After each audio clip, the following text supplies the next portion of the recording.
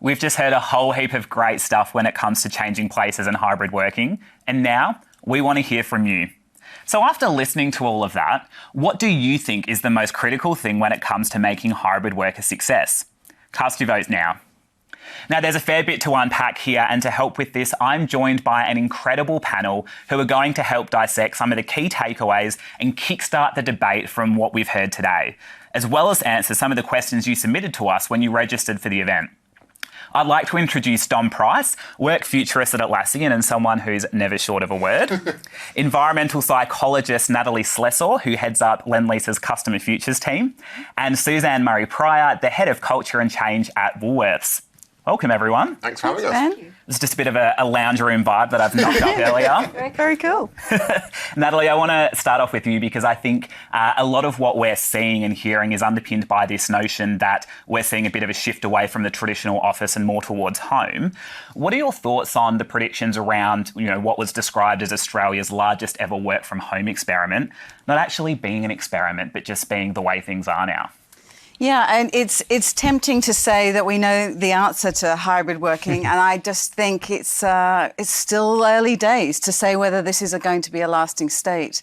I think a lot of what we've heard today is really valid points, but actually I still think we're very much in that formative stage of coming back to work, coming back to the office, trying it on for size, a little bit, going a bit too far, maybe office. For us at Lendlease, we absolutely celebrate the idea that people are questioning the purpose of their office. I hope they do. I hope they are really considered valuable to the culture. I hope we work out really potently what it's like to have a home in the heart of our cities, and we use it well. I think there'll be a flight to rich experiences in the office rather than them being filing cabinets full of people and desks, right? I think that's going to be the transformation. But like I say, it's early days, and we're still seeing that pendulum swinging between the two. So I think anyone who says they know the answer would be, pants on fire. I'm not sure yet. We'll see how we go, but yeah. Yeah, well, I think I'm going to answers. The answer we got from the poll that we just conducted around the most crucial element in making hybrid working a success is leadership and upskilling leaders to manage effectively across workplaces and spaces. Dom, does this surprise you at all? It doesn't surprise me. I think we've probably been asking a lot of our leaders, not untoward in the last few years anyway, to step up to situational leadership. How do you have more vulnerability, more empathy? So we've been asking a lot of them already, and I think we're asking more. I think the challenge is, what can we do? I think we're all leaders, right? We all own our own destiny, and I think we're almost waiting for someone else to go, here's the answer. Ben, here's Natalie, here's how it's going to work. And you're like, no, build it yourself. And I think the superpower we need to tap into right now is experimentation and exploration. We need to stop looking to Harvard Business Review or PwC for answers and go, how can I start to build this myself through experimentation? And what do I want? What is my combination? And I think when we take ownership for it, we'll build something a damn sight better than anyone else can predict for us. And it will take leaders and managers and ICs and frontline workers, and also the acknowledgement that this whole conversation is about knowledge workers. Right? There's a big percentage of the workforce that Suzanne's familiar with that maybe haven't got access to this work from home flexibility. So how do we do this in an equitable way where everyone gets to benefit, whatever that end solution might be? I can just imagine you in primary school and it says, what superpower do you want to have? And you go, exploration and experimentation. Yeah, and flight and time travel, yeah. I was going to say, time travel's the big one. Oh, and a microphone. Well, you did touch on Woolies and a lot of the Australian population, working population, that aren't afforded the opportunity for hybrid working and that level of flexibility. So, Suzanne, in your role at Woolies and one of the nation's biggest employers, and a lot of your staff are actually frontline retail workers. So how does hybrid working play out in an organisation like Woolies? Well, I mean, our team members are across stores, distribution centres, customer fulfilment centres, and also our support offices. And hybrid working is most relevant for our support offices. And arguably, we were hybrid working beforehand. We just didn't call it that because we have offices, support offices and team members all across the country working together. And I think the reflection really is, do we look back and actually replicate what we were trying to do then in a new virtual hybrid world, or do we actually look forward and say, actually, this is an opportunity. We want to work differently. There's a lot of innovation, disruption, ideation that's coming from our teams. How do we look forward, look at our cadence, our rhythms, some of our rituals? We learnt the mute button really, really quickly. And I think in a new hybrid world, we need to learn those new protocols. And our teams have said to us that We think we're really productive and effective when we're in the office together and face-to-face, and we're really productive and effective when we're all online. They quite like the equality of seeing everyone's faces, hearing equal voices. And the hybrid model presents a new challenge because sometimes the room might have the voice. Sometimes, you struggle to be heard. So I think there's two things. There's technology and there's behaviours. We want the technology to work. We want it to be easy when you're in the room. The acoustic works. You've got it all sorted. And equally, if you're joining virtually, you're heard. There's no disruption, and you can be an equal contributor. But behaviours have a lot to do with that. Mindset, when you come in with a hybrid meeting, are you checking that there's people online? Are you ensuring that everyone's been heard? We're trialling, and a lot of our teams are doing one online, all online. So we'll open our laptops so everyone's faces can be seen. You don't have that one box with the meeting room with 8 people in and small ants, and you can't hear who's, talking. So I think, the challenge is those behaviours and mindsets to lead that style of working. It's not just the collaboration and the meetings, but it's actually the daily working as well. And if we can enable our teams to do our best work, then and just learn, as you said, keep learning from our teams, listening to our teams, it's a great challenge to lean into. Don't you think it's systemic as well, in a sense that we work well apart because we have worked together? One type of working gives permission for another. So we know each other, we can talk about each other's children or not, or whatever the case may be, or we've worked together before. There's a shorthand we may have developed, which then means that when we work online together or apart from each other physically, it's quicker, it's easier, we know where the priorities are. I think these things go hand in glove. We work well apart because we've been together and been able to build a bond of trust.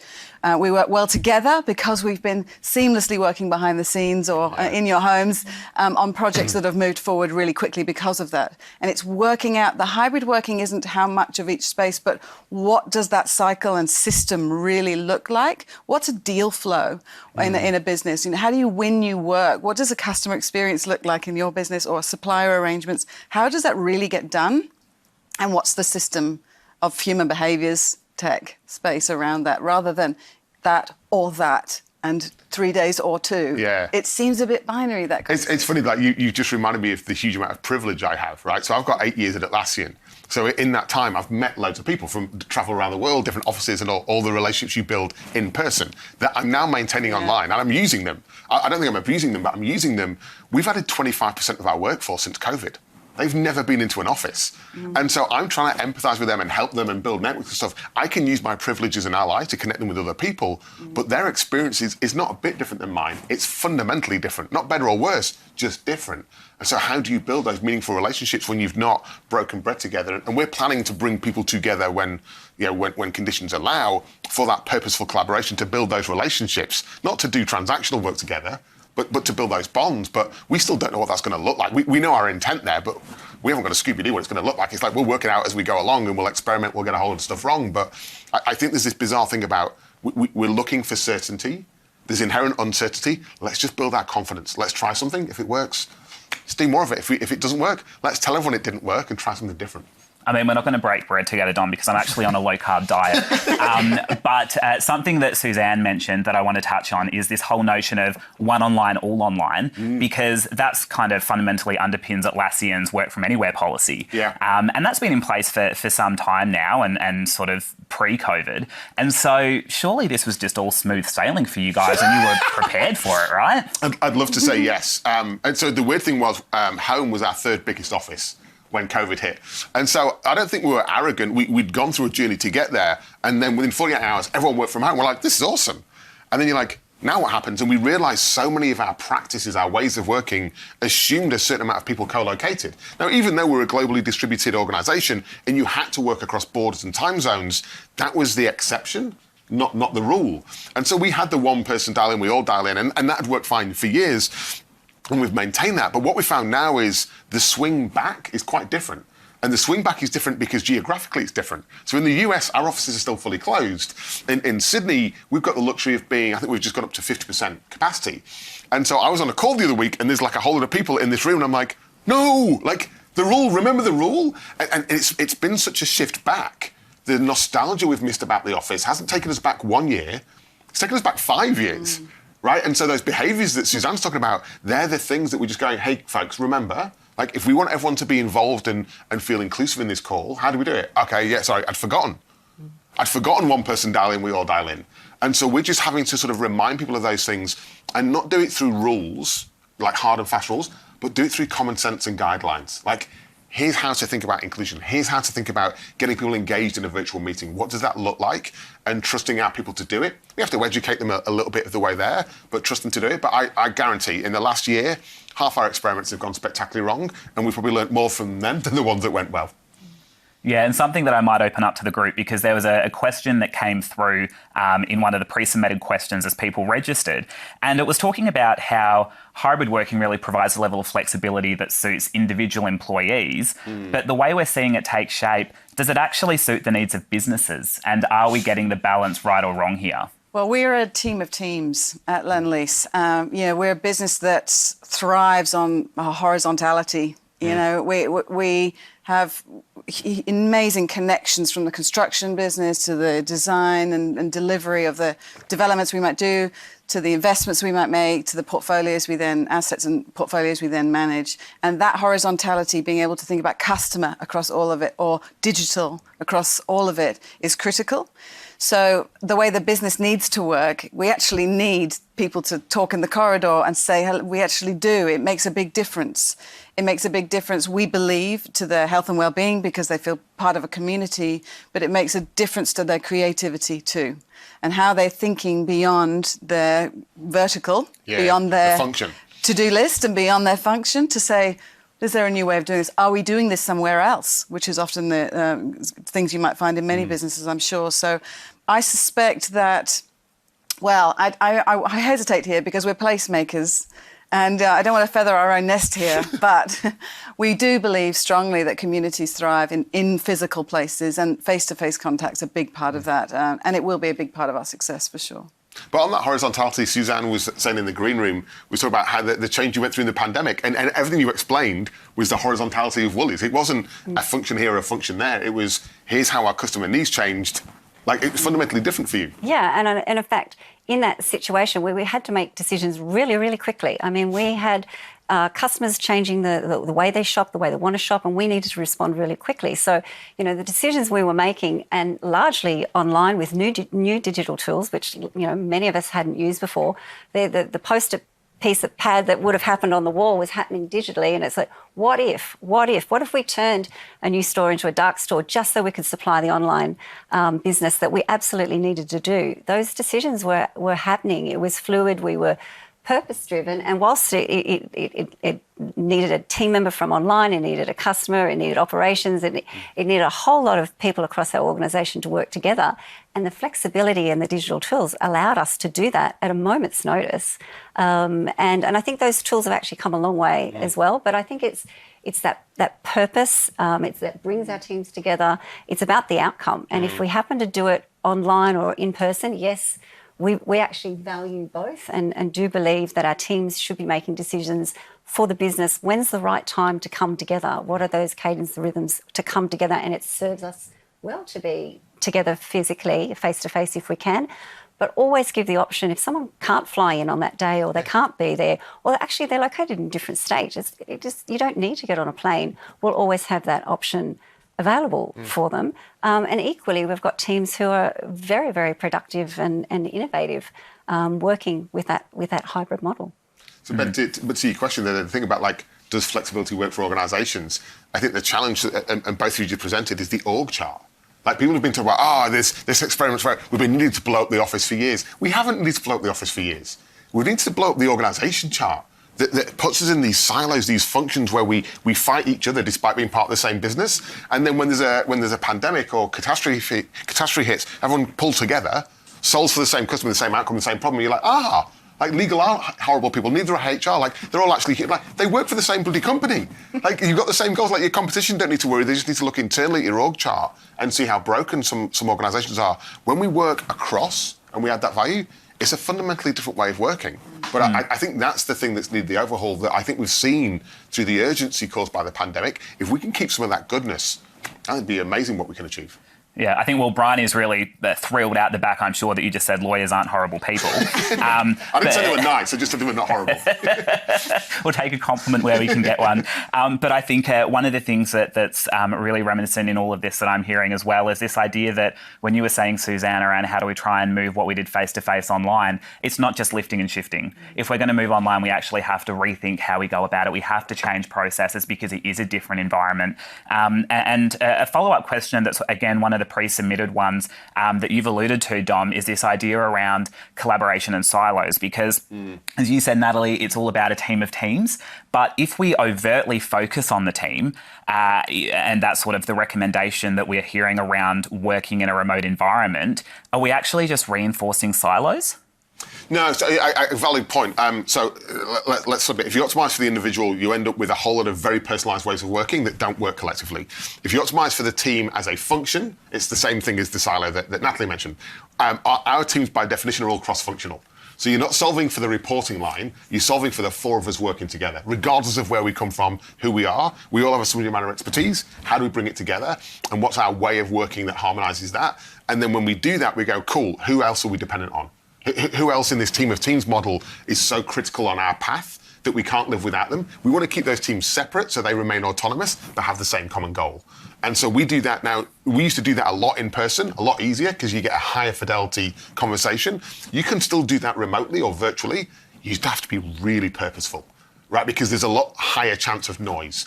The weird thing is the upside that we're realizing right now is async.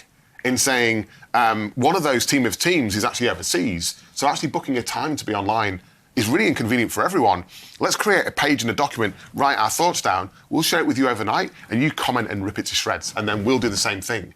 And so we're collaborating in an async model where we don't have to be online. So we're getting the best of our people to contribute without having to make them all in the same time zone, which is a massive upside for us. Yeah, I think that move around asynchronous working is super important. We ran some research at the end of last year that said that 61% of people said that they were in more meetings as a result of remote working. And so if we can reduce those, and I, for one, would be a massive fan of that, I think that would be great. I want to move to a question that's actually come through from the live Q&A and direct this one at you, Suzanne, because Lisa's asked about what's the role of L&D in this new way of working. And I know that Woolies has the Future of Work Fund, which is a lot of that investment is targeted towards skills. So can you just talk a little bit more around the Future of Work Fund at Woolworths? Yeah, certainly. So the Future of Work Fund is $15 million investment over the next 3 years. It's an exciting opportunity because we've always been reskilling, training our team members, but it's a really proactive look into the future. It's about understanding where disruption could occur, of whether it's a competitive nature, an industry nature, or a digital nature. It comes from all directions.